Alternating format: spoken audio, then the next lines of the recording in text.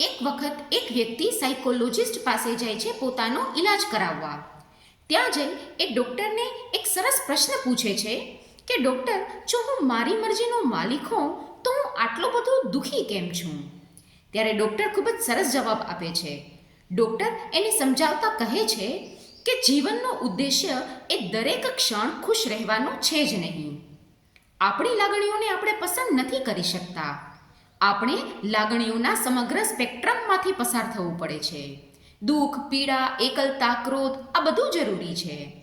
અને આનાથી ભાગવાને બદલે આમાંથી પસાર થવાની કોશિશ કરો. તમારી જાતને ક્યારેય દબાણ ન કરો કે હંમેશા ખુશ રહેવાનું છે. એને બધી લાગણીઓનો અનુભવ થવા દો. દુઃખ, પીડા, એકલતા, ક્રોધ આ બધી જ લાગણીઓનો અનુભવ થવા દો. તમારા મગજમાંથી એ ગેરમાન્યતા દૂર કરી નાખો કે નેગેટિવ ઇમોશન્સનો અનુભવ એ મારી નિષ્ફળતા છે.